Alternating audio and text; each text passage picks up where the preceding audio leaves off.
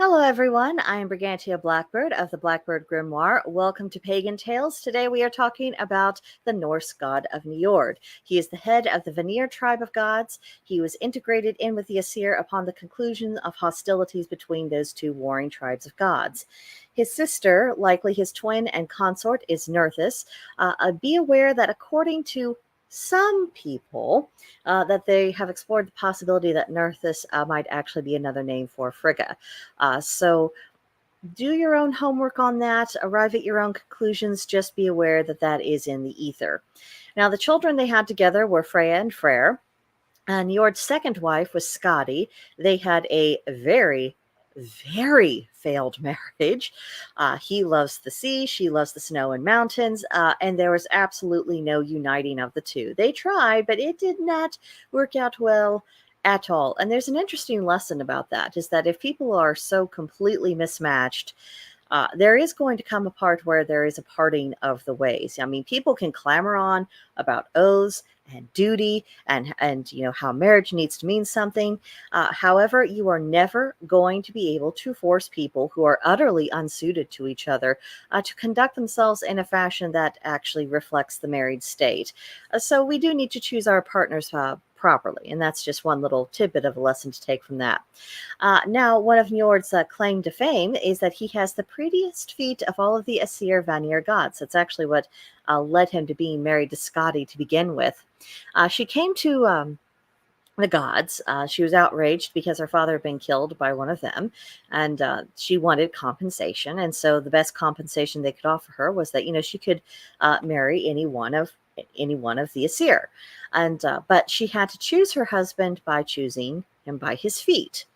And she really, really, really wanted Balder. Balder is considered to be the handsomest and bestest of the gods. And so when she chose the prettiest feet, she assumed it was going to be Balder, but lo and behold, it was Njord. So there's that.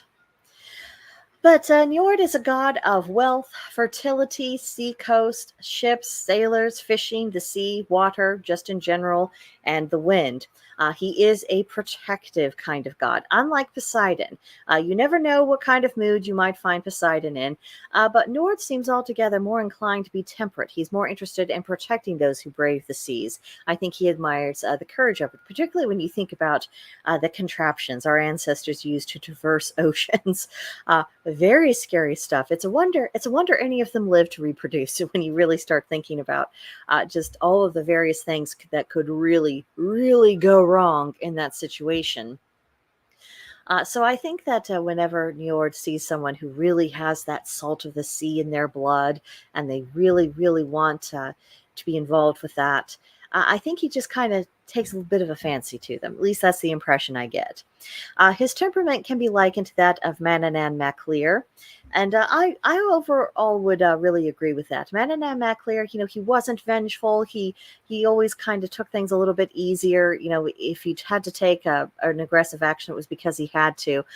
He and Njord, these are not gods that are looking for opportunities to go out of their way to cause mischief or harm to anyone.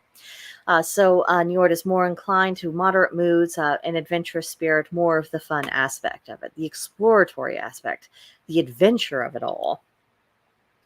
Now, if you are interested in working with Njord, there are some offerings you might consider tossing his way. He's known to like fish for obvious reasons. It's very natural that he would like the creatures that are inhabited of the sea as a major food source. He also likes mead because, let's be real, which one of the Norse gods doesn't like their mead? That just is absolutely par for the course. Food in general, but I would say that if you aren't offering him outright seafood or fish that's being locally caught, I would offer him things that have a spice palette that is compatible with fish. Let's see.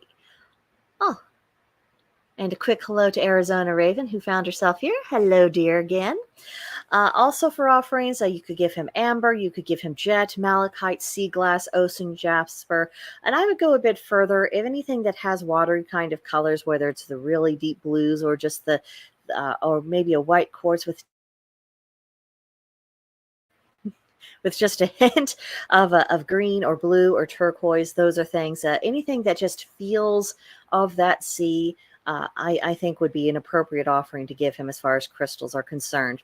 And symbols associated with the sea, maybe covering him an anchor if you are, good with woodworking, anything to do with the inhabitants of the sea, whether the ones that we are firmly aware of their existence or beings that are more mythological in nature. And of course, anything to do with sailing. Just the more you get to know the personality of a particular deity, the more able you are to really tailor your offerings to them to where it's something that's specific to them, that they are bound to like, that acknowledges that you recognize the role that they play within the grander scheme of things. So there's just a few things to bear in mind. I don't have any personal insights of working with this god because I live in Missouri. It is the landlocked of landlocked states.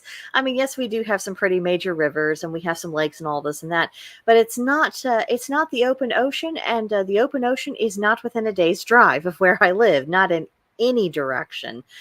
So I'm definitely not the person to give you advice of firsthand encounters, but what I would like to hear is if any of you have had dealings with Njord or any other god or goddess that's strongly associated with the sea or the water element. I would love to hear about your experiences. For now, let me know in the comment, but in a couple of days, I will be unveiling a place where you can meet with your other pagan brothers and sisters, especially your brothers and sisters in the craft, and a place where we can more freely and share our insights, swap stories, our experiences, just kind of get better acquainted generally.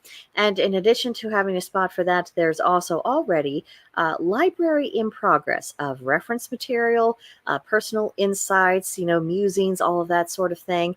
I am making a place for us, and you will hear a little bit more about that in a couple days. Let's just say I have what I hope you will consider to be a pretty nice Lunasa present. So stay tuned for that. In the meantime, thank you for popping over here, especially on the live. And thank you, everyone, for being such good sports about my technical difficulties and about me, having to make adjustments on the fly so that I can still get what's hopefully interesting and helpful information to you. So that is much appreciated. Your gracious spirit does not go unnoticed. But with that, I think I better let you get on with your day, and I will see you guys in the next one. Bye for now.